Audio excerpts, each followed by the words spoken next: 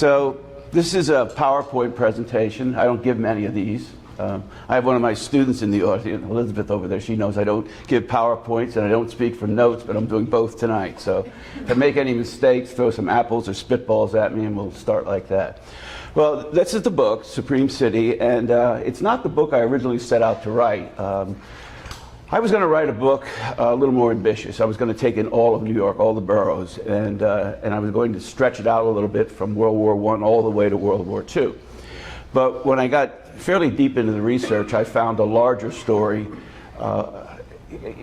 within this story, a story that hadn't, amazingly to me, been told. It's a new story, and it's the rise of Midtown Manhattan, from what had been a commercial backwater around World War I into the really commercial, entertainment, and communications epicenter of New York City. Now, there's a lot of books on Midtown. There's a lot of biographies of Sarnoff and Paley and some of the great characters I deal with in the book, and my book is a character-driven book. But what I haven't seen, and I try to write the kind of books that I like to read, and what I hadn't seen was a book that brought all this together and based it on primary source material, not just on anecdotes. And for example, Jimmy Walker, there's 2 biographies on Walker, but they both substitute anecdote for analysis, and I really tried to work the Walker papers at the municipal archives and get into the stories in the newspapers and try to tell a more complex story of this very, very fascinating guy. Okay, so this is where we are, okay, 1930, and for 300 years, Lower Manhattan had basically dominated Manhattan. And the history of Manhattan up to the 1920s is largely the history of Lower Manhattan. And then in the 1920s, there was a spectacular and sudden immersion of Midtown as this commercial and entertainment center. And this is the focus of the book. And the apogee, the key year that I focus in on is 1927. That's the year when this building went up, the Fred French building, still standing on Fifth Avenue. Beautiful Art Deco structure. It's 2 years after The Great Gatsby's published. It's the year, for example, of the great Lindbergh Parade.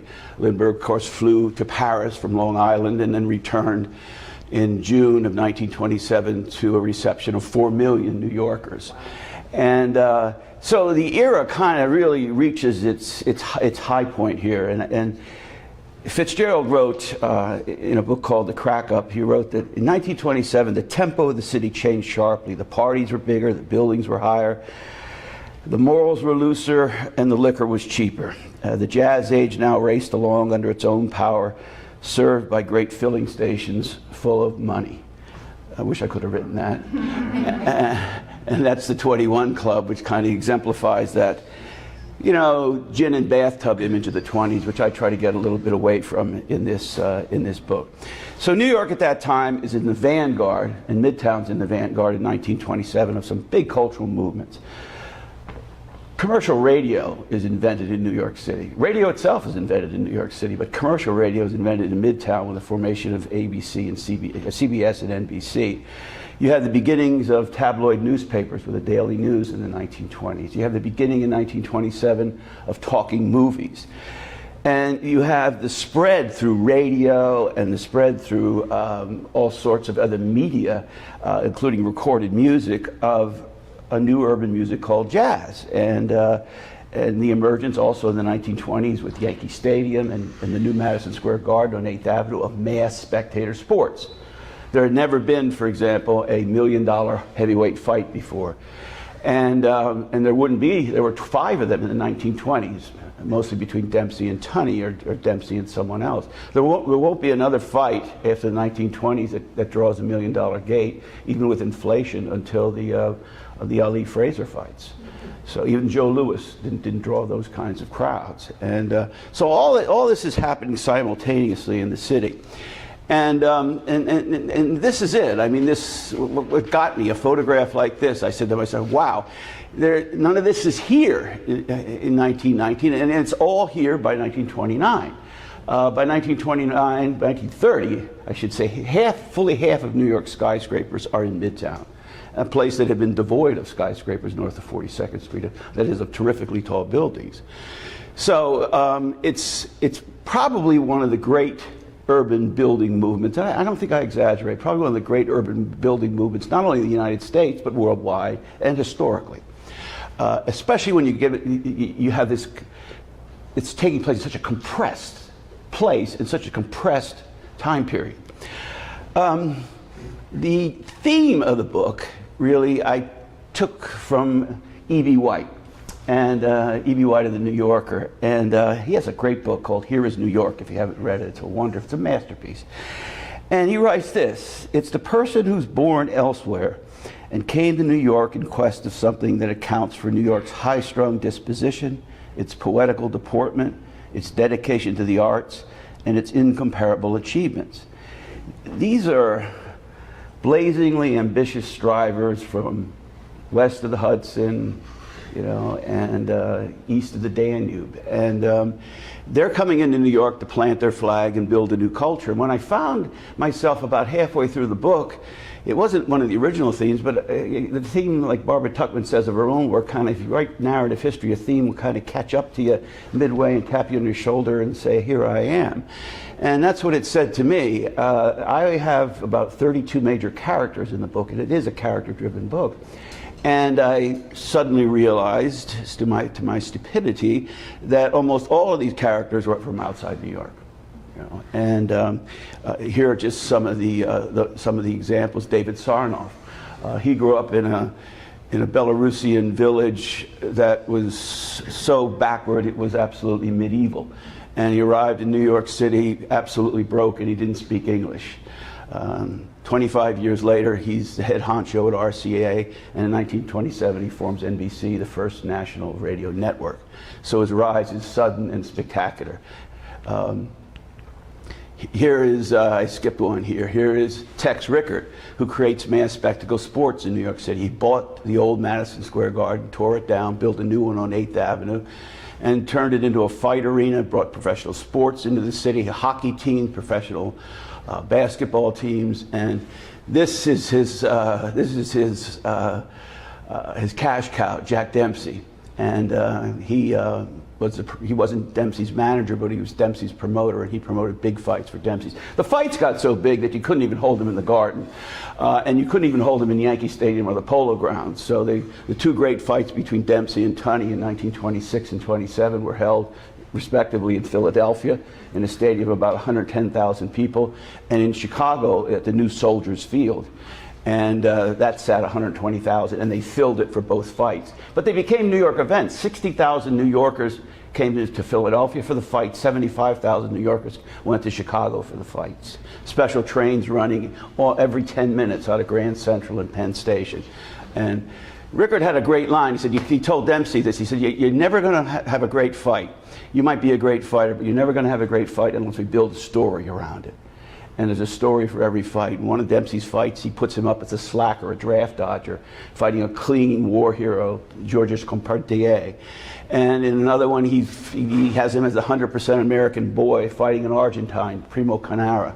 And so it's, Rickard builds this mass spectator sports, image for New York City in the 20s. This is Joseph Patterson. He comes into New York. He's part of the Patterson McCormick family, the big newspaper family that founded the Chicago Tribune.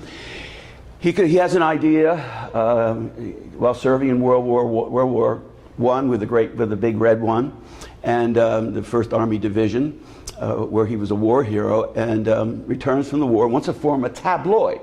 He got the idea. England, the first tabloids were created in England. Comes here, operates the Daily News, opens it in 1919 on a shoestring, and by 1925 it's the most read newspaper in New York City.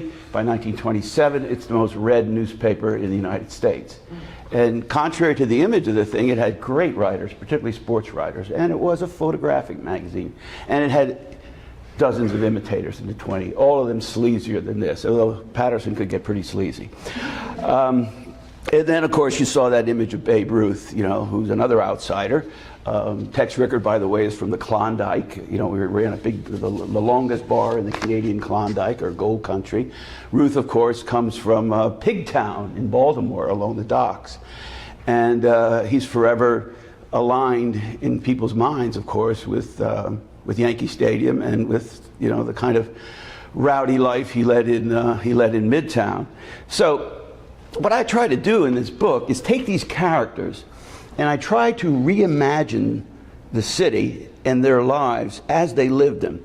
Not from the perspective of hindsight, however, because I have this theory that hindsight often distorts. If you know the Depression's coming, for example, your history of the 20s is going to be angled in that direction, when nobody in the 20s who was living in the 20s knew it was coming. They're living Irving Berlin's dream, blue skies forever, you know. Jimmy Walker's going to be mayor for 4 terms, and the Depression is, you know, inconceivable. My friend David McCullough, the historian, has a line that he always repeats to me endlessly, and it's a good line. He said, "There's no such thing as the foreseeable future." It's the worst word in the English language. The future, as we all know, is never foreseeable. So I try to get behind the eyes of my character and tell the story like that. And one of the main characters is this guy, Jimmy Walker. He's stylish, he's flashy, he's been portrayed by Bob Hope, believe it or not, in the 1930s film Bo James. But he's also a very sharp guy. Even people who didn't like him, Joseph Proxire, who worked for Al Smith, hated him. Robert Moses hated him, but Bob Moses said he was the smartest man he ever met. And he only read 4 books in his life. He picked up everything. People would read to him, and he'd absorb it.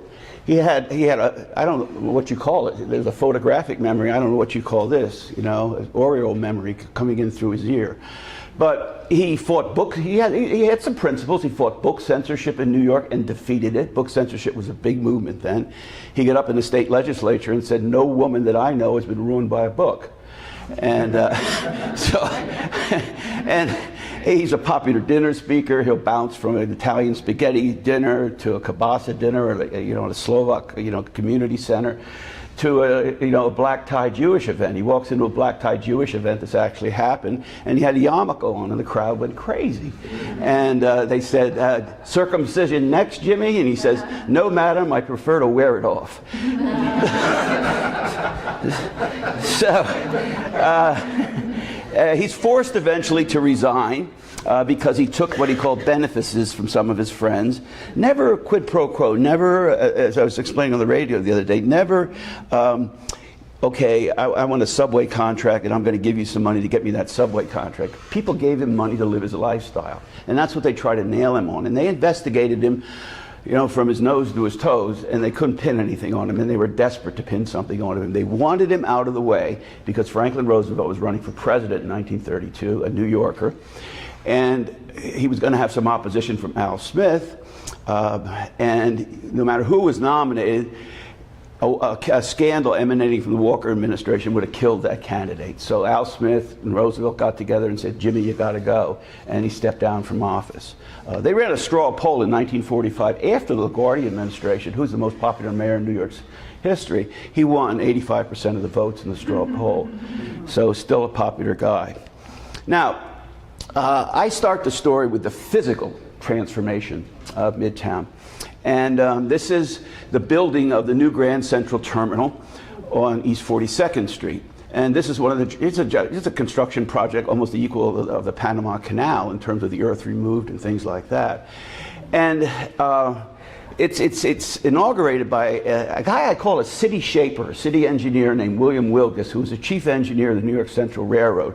And Wilgus went beyond his ordinary engineering capacities and became what I call an urban visionary.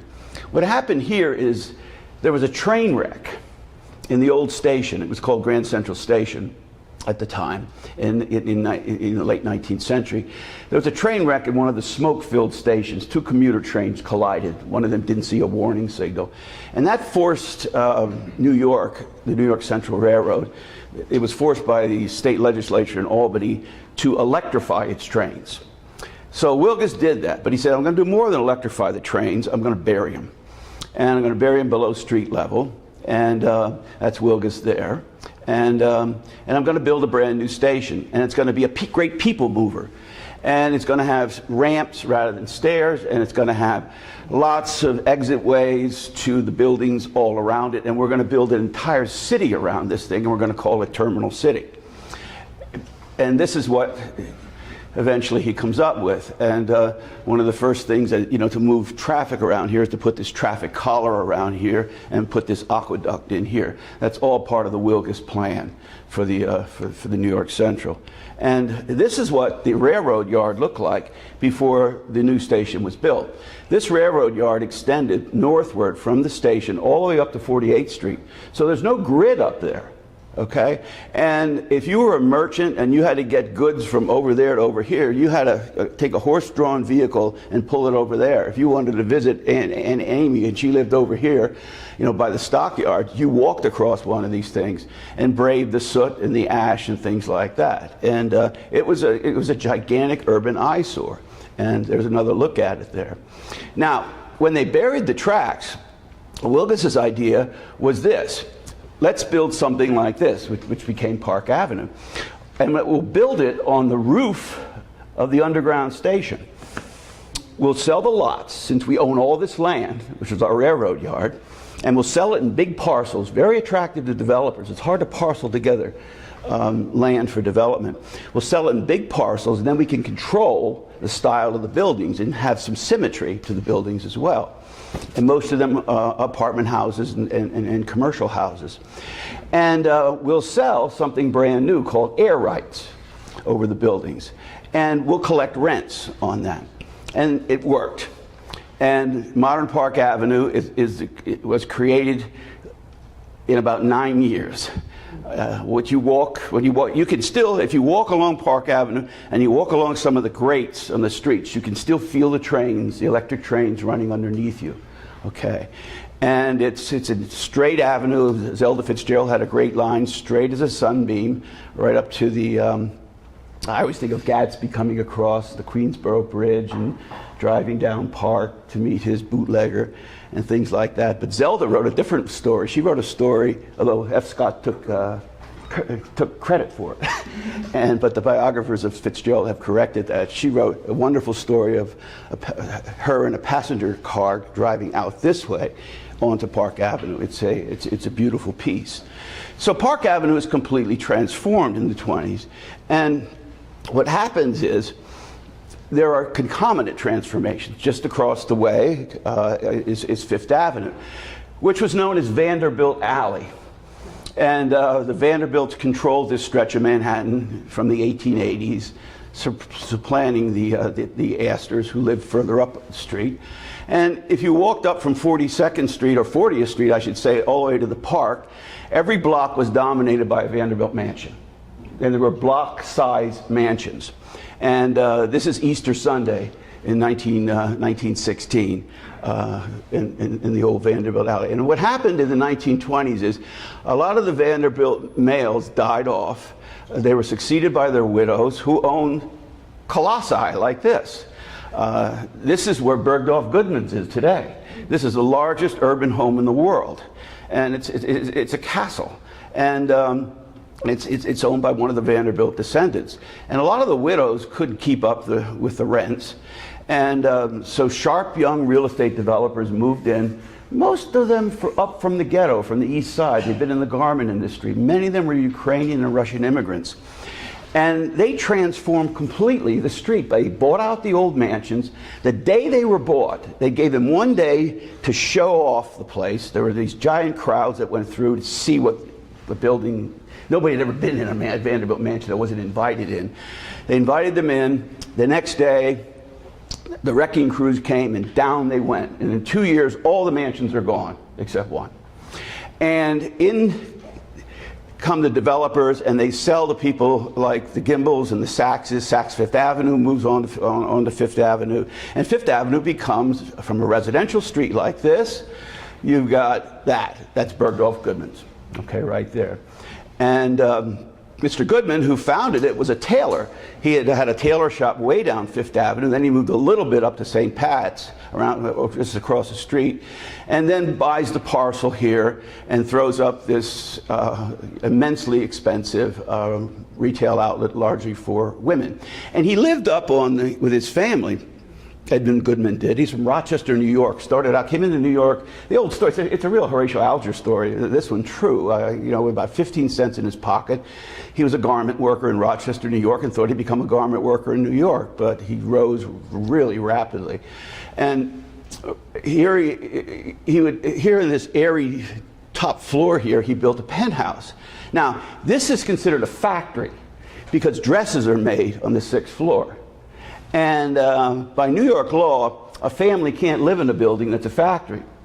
So Goodman went to Walker. He was a friend of Walker's, at least he voted for him. And Walker changed the lease and had the Goodmans listed on the lease as custodians. So here are the richest janitors in the history of the world. And, yeah, okay. And this is what the avenue looked like in 1928. From the old Vanderbilt Alley. You know, it's a quick transformation. And they didn't have public buses then, lots of trolleys. The buses were run by private franchises. This is Fifth Avenue you were showing. Yeah, that's Fifth Avenue, yeah, exactly. Exactly. And Lexington Avenue takes advantage of this, and they become, together, the most expensive retail district in the world, and superseding Paris. So, and again, a creation in the 1920s. And women helped to build this city. I have a chapter in the book called The Women's City. One reporter in the 1920s walking down Fifth Avenue had one question: where are the men? And they weren't there. This is Elizabeth Arden. And this is Helena Rubinstein. And they're, of course, in the beauty business. And Rubinstein starts as the daughter of a Krakow kerosene salesman, and, you know, hand-to-mouth existence.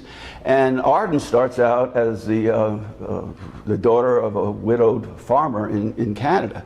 So but they came to New York and they conquered the place. They create the modern beauty business. Now you say, beauty business? This is the 8th largest industry in the United States in 1930, okay?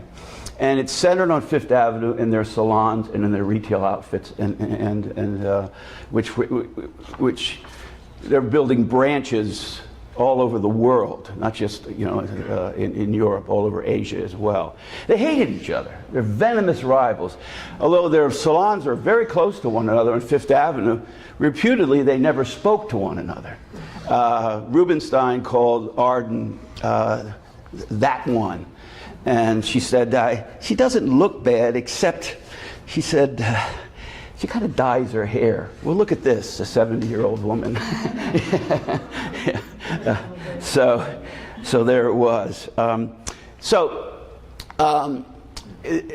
Another one of these transformations that takes place right along the river.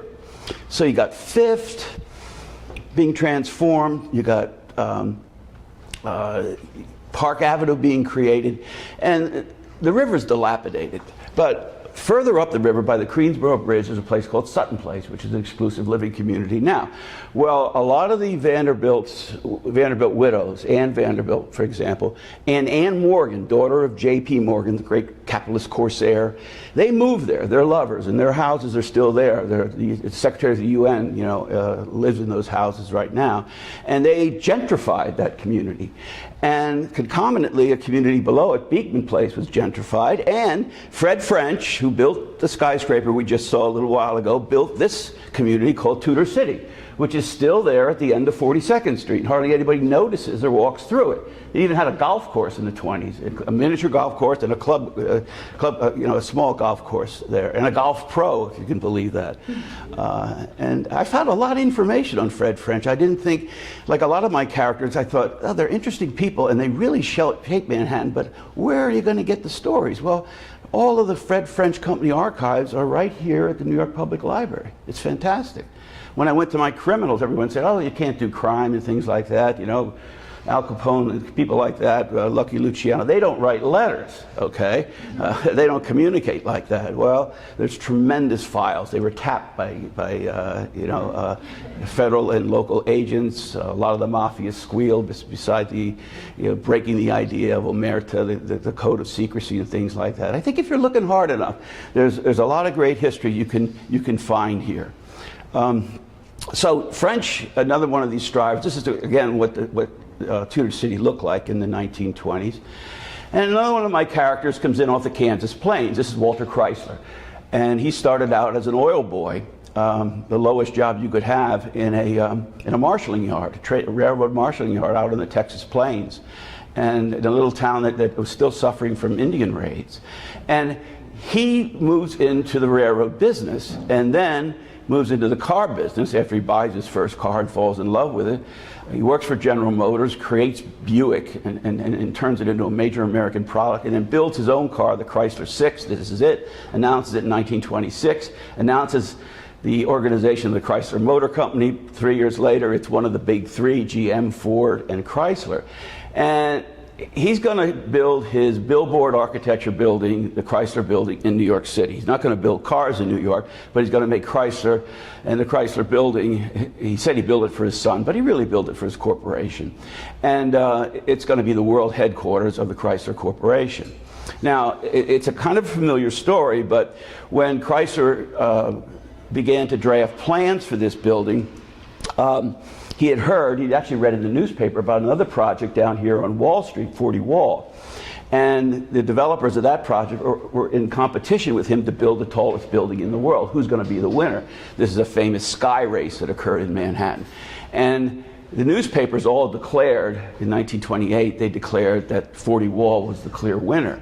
But Chrysler was a man of dogged determination, and what he does is he builds inside the tower here a spire, yes, there, but he builds the spire, it's called a vertex. It's about 174 feet high. The workers build it inside this, and one day, it's disputed, when the day that in October it was in 1930, but they throw up this vertex, and Chrysler announces that his is the tallest building in the world, just over 1,000 feet tall, a 77-story building. And I think this building, Corbusier called it hot jazz in stone and steel. And I think it exemplifies New York's style, its speed, its, and its romantic excess. A lot of architects didn't like it. My friend Louis Mumford hated it, but he hated skyscrapers. Van Allen used this lustrous material, which doesn't rust. It's called Naraста steel. It's made by the Krupp Works in Germany, and it gives it a lot of luster. And inside is one of my favorite things. Is Edward Trumbull's mural on the ceiling, and it's a mural of the workers who built the building. And Chrysler was very close to his workers, and I think it's New York's commanding testimony, that mural, to the workers who built its Art Deco skyscrapers. And it's fully as deserving a look as the ceiling in Grand Central Terminal, I think. Now, directly diagonally across the street, but thanks for that, is the Channon Building. And this is the Channon Building right there. And still standing, the brainchild of Irwin Channon. And it's 56 stories high, built the year before the Chrysler Building. And Channon's another great success story. In 1919, he's living in Bensonhurst, Brooklyn, with his parents. He's a veteran of World War I, and he's jobless. And he has two construction projects, two little cottages that he's building. He doesn't even have enough money to take a bus or a subway out there. He has to bicycle out in the morning.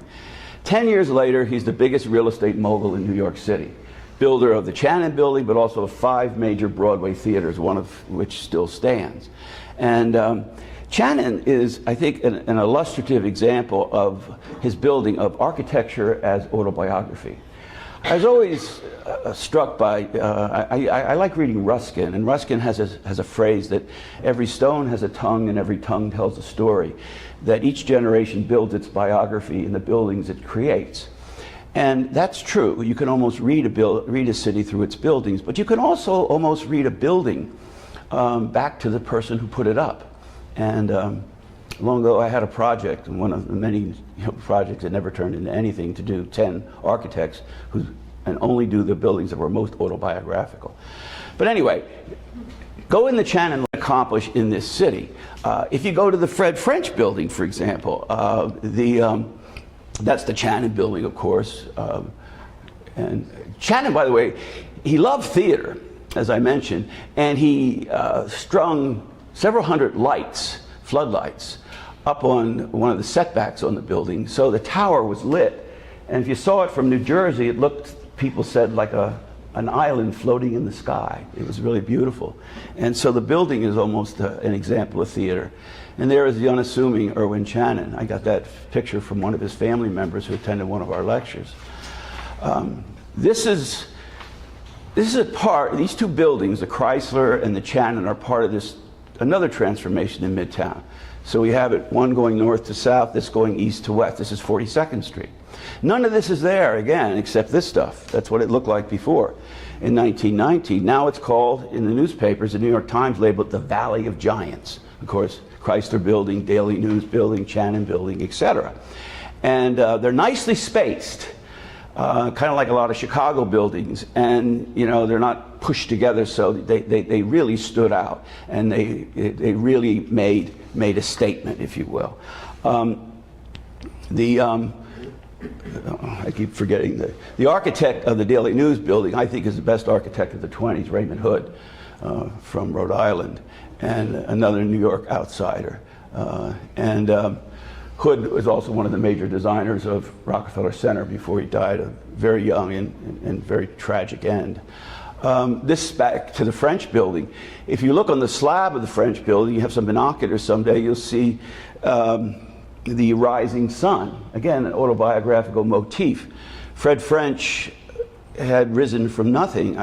As a youth, he was working on a construction crew back here, okay? And as a timekeeper. And he was living on $1 a day with stale coffee and maybe a cake or two. And he's eating some canned beans. And 17 years later, he's probably the third richest man in New York City. And this is his cathedral of commerce, if you will, to borrow the Woolworth phrase. And he's kind of a rube in a lot of ways, but I'll tell you, he's a Babbitt with brains. This guy, you know, sold real estate bonds to the common public. And all those records are over there. He didn't sell them on the New York Stock Exchange. So everybody thought they had a part in the project, and the project had to be built well. But Fred French went broke. When the Depression hit, he tried one more project, a half success, if you will, and he died tragically of a heart attack in his sleep, and he left $1,200 of debt to his wife, and that was the end of Fred French's career. And so you don't see him anymore. I found him in a Don DeLillo novel. Two characters in this Don DeLillo novel, Underworld. They walk into the lobby of the French building. It's a beautiful lobby, great lobby. Go into it today or tomorrow. One woman says to her daughter, "Who is Fred French?" And that's what I thought of all these characters. Who are these characters? Okay. I knew I'd struck gold. My editor and the vice president of Simon & Schuster, Bob Bender's in the audience here, and Bob called me up and said, "Well, I'm talking to people here who are fellow New Yorkers, and they don't know who some of these people are." I said, "Okay, maybe we got something here, you know, with this stuff." Okay, and that's French. Also a great racquetball player. I like to play racquetball. My favorite skyscraper, it's a wood, a hood skyscraper, it's a radiator building. I like it because it's not overwhelmingly tall, and it has a good street presence, and it doesn't crowd the land excessively, and it's across from a nice park, Bryant Park, and a public library. And I think this is a better template for a good skyscraper, I believe, in any event, than the Daily News Building, which I happen to like, but I like this a lot better. There's a lot of, if we had time, a lot of autobiography in this building here. This is 21 stories tall, by the way. Now, and here it is at night. Now, of course, George O'Keeffe painted it at night, but this is a photograph of the building at night when it really stands out.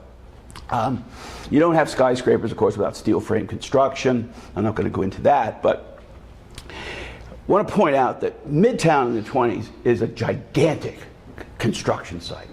Rivet guns, you know, the city was after the builders to cut the noise. There's an anti-noise campaign. There's roaring trucks coming in here. There's no place you build a skyscraper. There's no place to store materials.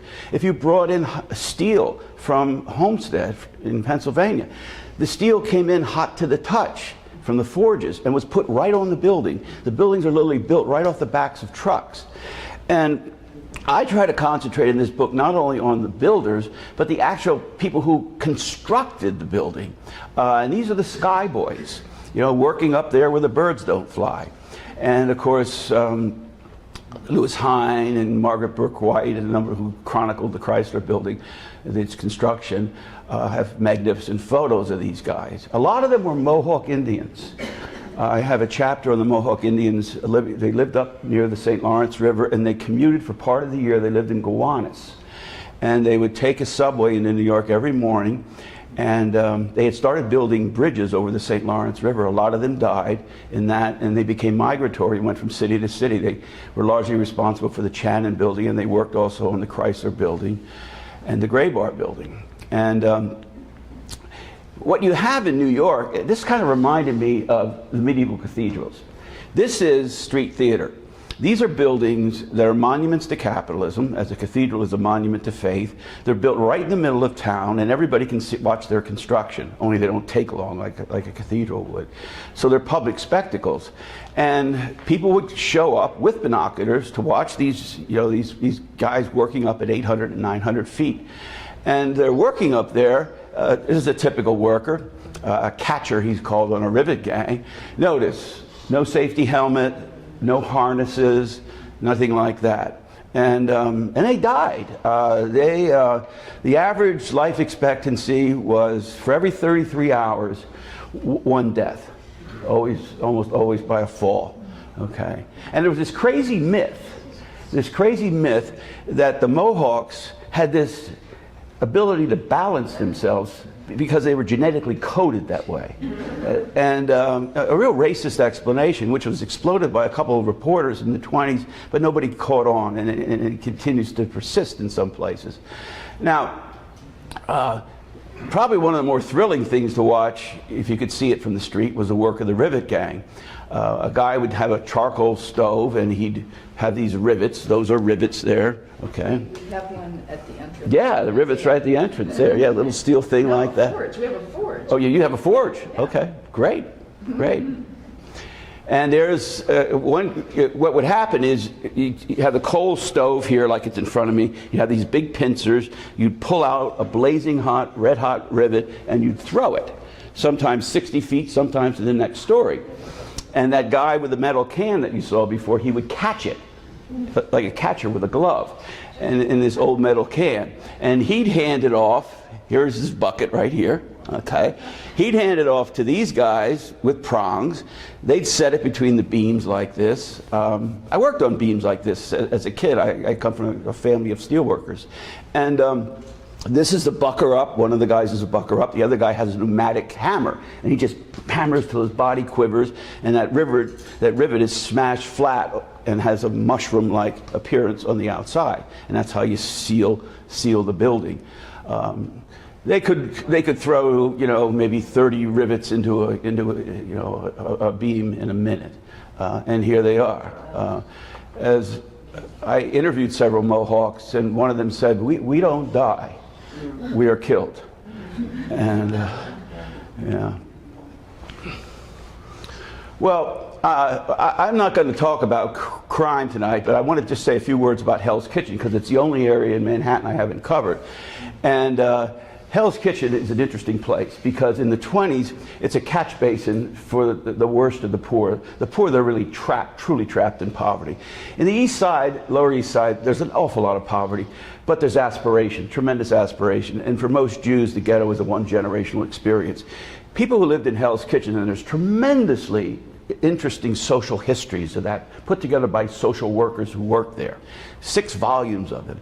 These are people who had just almost given up on things. A lot of them work on the Chelsea docks, but a lot of them get into the rackets, and the place is ruled by youth gangs, the biggest of them headed by a guy named Owney the Killer Madden. And Madden, along with this guy, Bill Dwyer, he's here in his prime.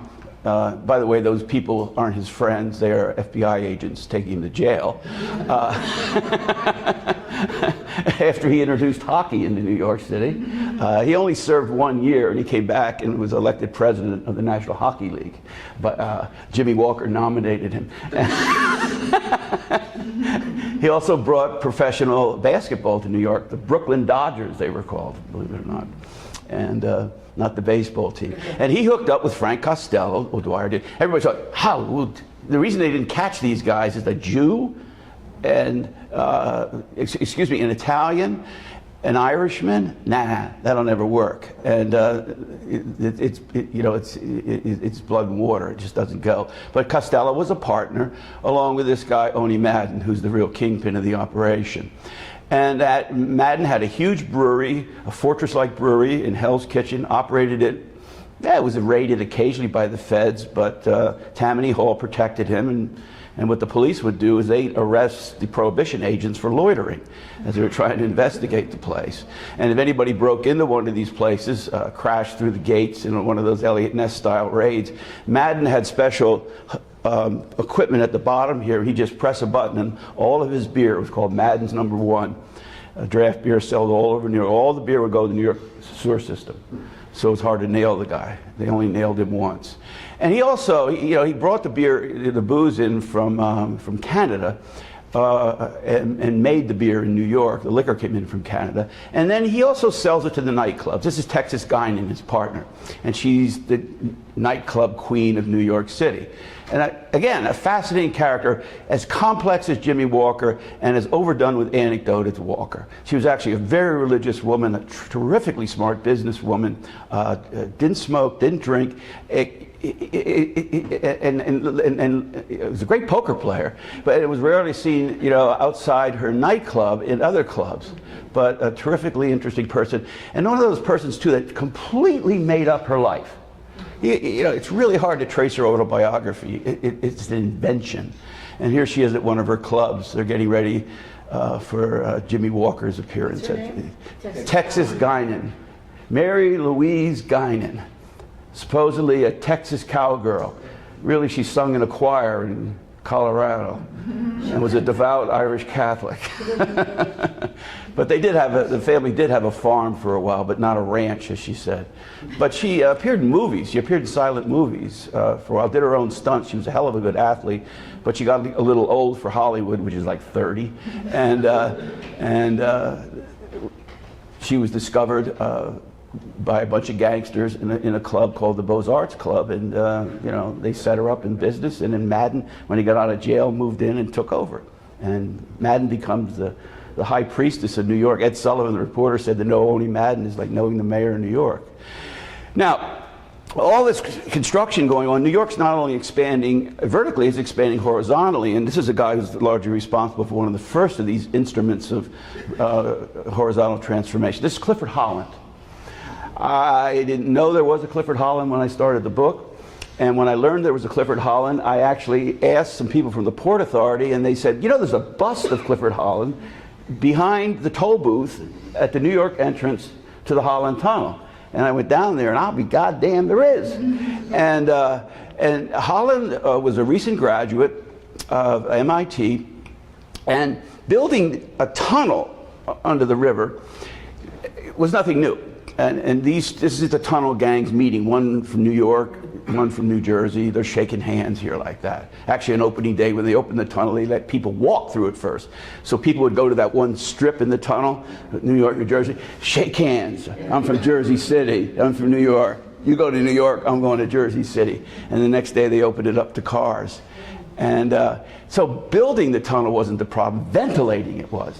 You see, you could blow, most engineers said, blow air directly through it, like you put up a gigantic fan. But someone then came up with a smart idea. What if a fire starts out? And all that wind in the tunnel will create a hurricane, a tornado of fire. So you got to modulate the wind somehow. You got to catch it and modulate it. Now, if you go, next time you go in the Holland Tunnel, look at these things. Lewis Mumford called them industrial art. These are wind machines, for want of a better term. These are like Venetian blinds, and they open and close. They catch wind, and the wind is speeded up with giant turbines and fans, and then it's brought into the tunnel, and this is how you modulate it, through vents that appear in the tunnel still today at hubcap level, and then the foul air is sucked out of the building at vents at the top of the tunnel. So it's a big breathing machine, and the air is changed, still is today. The system operates just like this, and this is done in begun in 1919 and completed in 1927. Holland died in 1924, right in the middle of construction of a heart attack. He was under 40 years old. So if you don't have, so the air's changed every 90 seconds as it is today, and if you don't have that system, what you have is a tunnel that becomes a cave filled with carbon monoxide, a killer. They opened a tunnel like this in Philadelphia, in Pittsburgh, without this system, and 3 people died the first 2 weeks the tunnel was opened. So this is how we learned, and his successors went on to build Midtown Tunnel, the Lincoln Tunnel, et cetera, et cetera. Another great builder in this period is Othmar Ammann. He's he's Swiss. And he worked for the Port Authority for a while. He worked for a great bridge builder called Lindenthal, who wanted to bridge the Hudson River.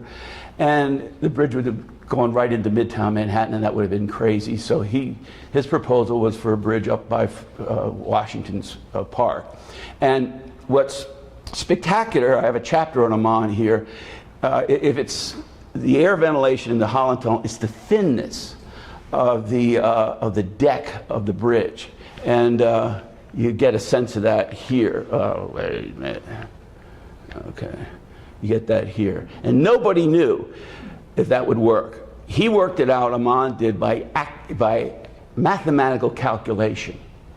And everybody went, well, okay, we'll try it. And it worked. It worked. What bridge is this? This is the George Washington Bridge. Believe it or not, they wanted to call it after the borough president of Bergen County, whoever the hell he was. But somebody got the idea, hey, Washington crossed the river here. This is a historic spot. They had a poll, and the guy from Bergen County won. And so Bergen County really wanted that bridge. And but thank God the Port Authority changed the name.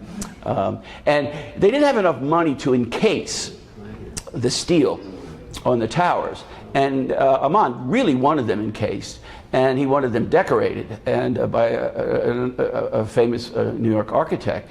But the Port Authority didn't have the funding for it, so there it stood.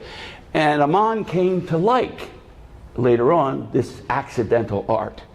And all of his other bridges, the Whitestone, going all the way up to the Verrazano, and that's the last bridge built in New York. I mean, this is a great bridge building era, a great building. See, the neat thing about this is, for skyscrapers to work, a city has to have concentration to work, but a city also has to have movement. And they're putting in infrastructure while they're building skyscrapers. Tunnels, bridges, Westside Highway, et cetera, although the Westside Highway is somewhat of a disaster. But they had the foresight to do this, and not a lot of it's government planning. The only thing they did for Hell's Kitchen is they ended a thing called Death Avenue. 8th and 9th Avenues. These New York Central trains would come roaring down here, and they killed on average 10 or 15 kids, every 6 months. A total of 600 women and children are killed by these trains. And that's why it's called Death Avenue. So you had to have a boy going out in front here, or a man. They called them the Westside Cowboys. They had a stable and everything else. And he waved a red flag, or at night, a lantern. There's a great there's a character based on one of these guys in Mario Puzo's novel, The Fortunate Pilgrim, which is a terrific novel, autobiographical novel about growing up in Hell's Kitchen. And what Walker did is he got the streets, he got the trains off the streets, and then he elevated the rail and created what's called the West Side Improvement, which was instituted in the middle 30s, and then it went kaput, and now it's what? High Line. Yeah, the High Line, exactly. And so all these transportation innovations are coming into the city, and they're directly connected to Midtown, the Holland Tunnel especially, trucks coming from here, 7th Avenue, the garment industry. And the industry at the same time is decentralizing. The ready-to-wear items are made in places like Scranton, Pennsylvania, and Patterson, where the land's cheap, you're close to highways, and you can bust the unions, or there aren't any unions, and the taxes are lower.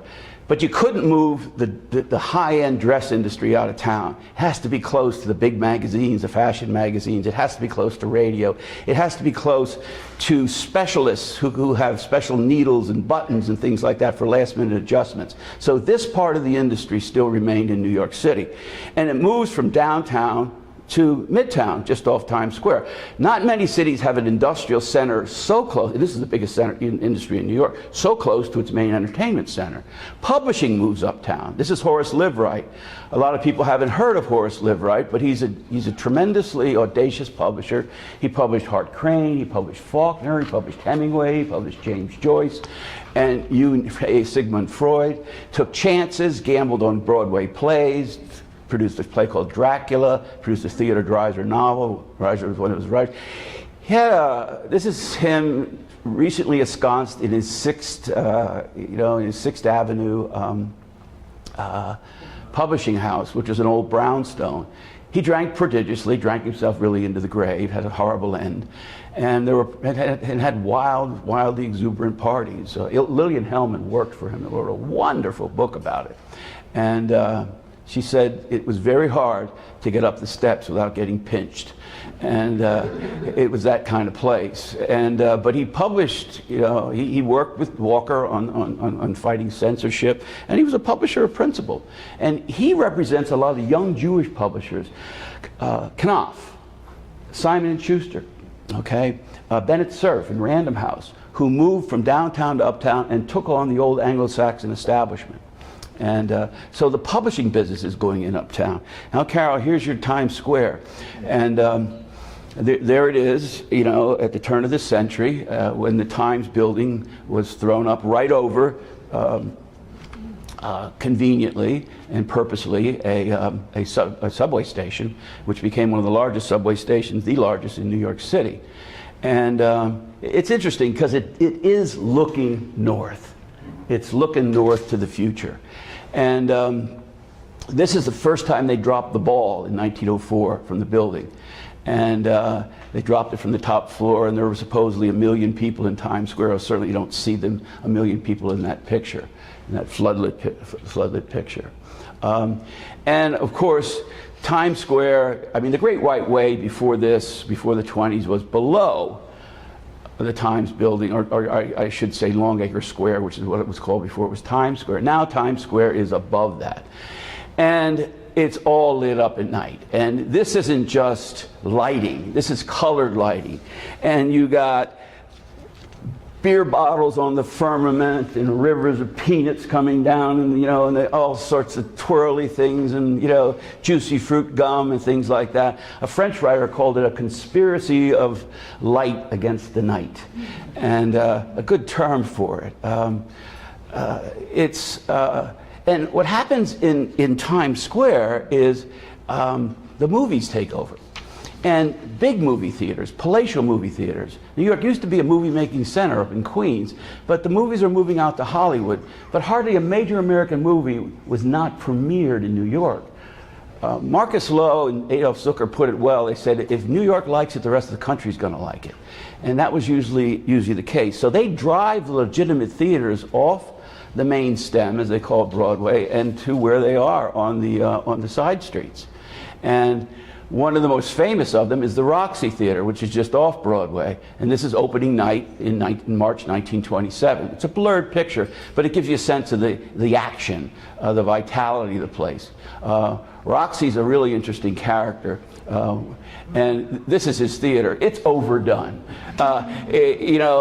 One commentator, acerbically said, well, this is the largest theater since the Roman Empire. And, well, maybe so, 6,000 people. It's amazing. There's a great New Yorker cartoon where a woman is standing there with her young son, and the boy's looking up, and he says, "Does God live here?" And but even though it's glitzy, it didn't bother Roxy, a former minor league baseball player from Scranton, Pennsylvania. Didn't bother him at all, because he thought he's not after lowbrow is a term of praise for him. He's not after the highbrow crowd. He said, "I want the steam fitter from Queens who's making $1.40 a day. I want him to come in here, and for just over $1, he can come in and be treated like a Raja, and his wife as well." And these well-drilled ushers, and they had their little packets with chewing gum in it and smelling salts and all that. And they were drilled by Roxy, who used to be a drill sergeant in the Marine Corps. And Roxy's fantastic. I mean, he's another guy that starts from nothing. He was selling magazines and playing minor league baseball in the Pennsylvania anthracite region, the coal region in Pennsylvania, where my family's from. And he loved hot dogs. He went into a bar one night, and he bought a hot dog, and the bartender caught his eye, the daughter of the owner. And 2 weeks later, he proposed to her, and her father said, "You got to work here for a year, and you're on trial." And he loved flickers. He had been to Nickelodeons. So he put up a screen in the back room where they used to have these big coal miner dinners. They always broke up into a fight and wrecked the place.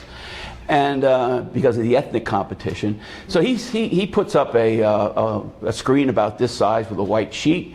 He puts up a projector. He puts up a fan. When he did the Rose Bowl, he put up a fan in there, as everybody's fanning themselves here. He put up a fan in there. He dipped little rubber things like sponges in rose water and turned the fan on, and he called it smell-o-vision, so you could smell the Rose Bowl parade. It's totally hokey. It's unbelievable. He borrowed the seats for the theater from the local funeral parlor. When a body was laid out, there could be no movie theater that night, no movies that night. But he comes to New York, and he gets into radio. It's a long story, but here it is. He gets into radio, and he becomes a radio variety show host. And the most popular radio variety show host and the first radio variety show on radio. And he hooks up with a guy on the left, David Sarnoff. And Sarnoff puts him on national in 1928 on NBC. Sarnoff is standing next to his mentor, Marconi, okay? He used to deliver flowers when he was a kid for Marconi's girlfriends, which were abundant all over New York City. And this, of course, is Sarnoff's commanding rival, William Paley.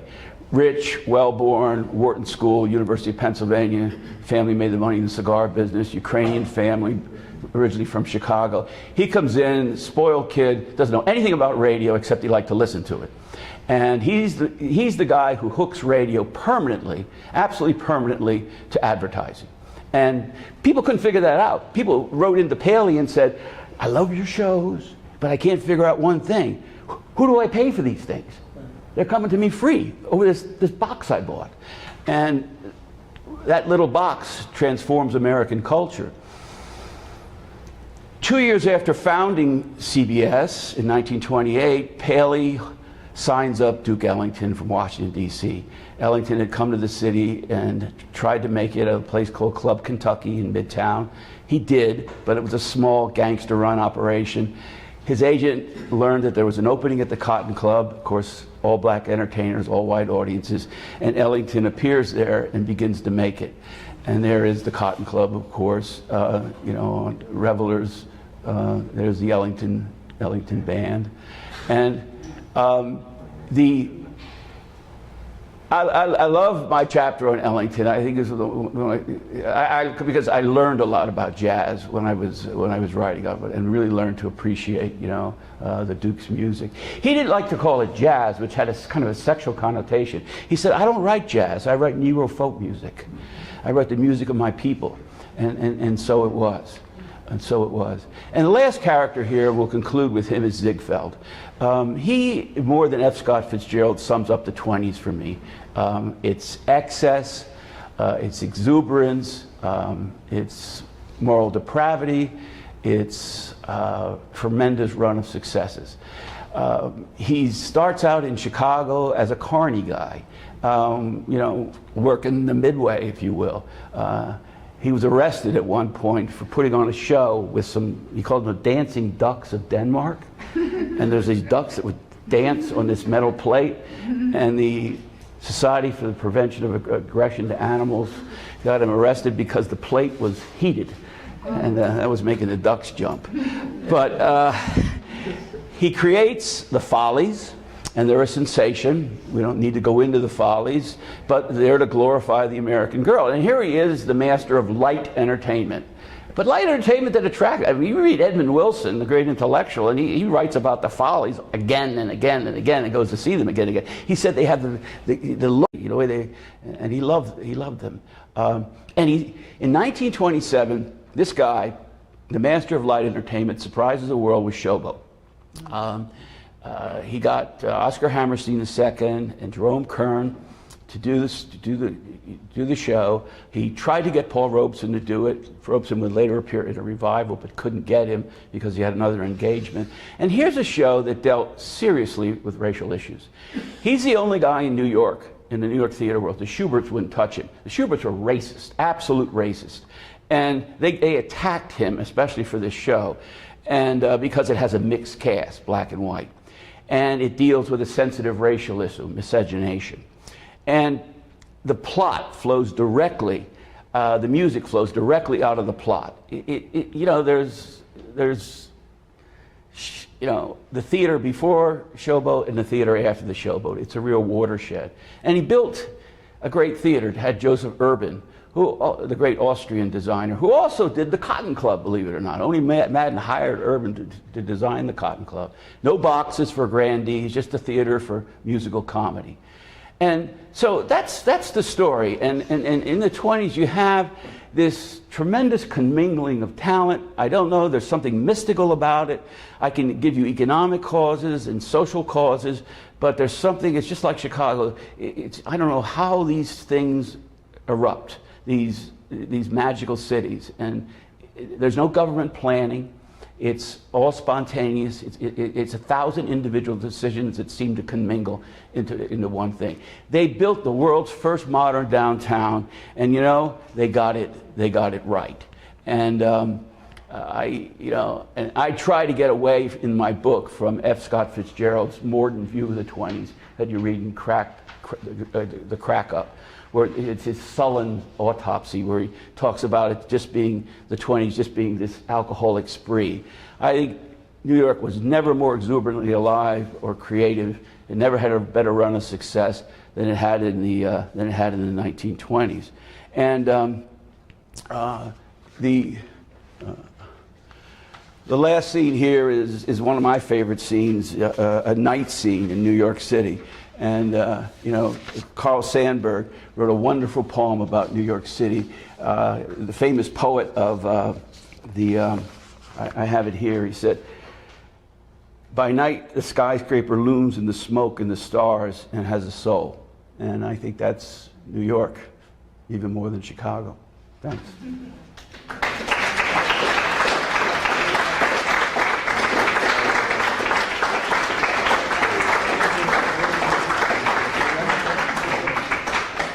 The most difficult thing was finding that quote.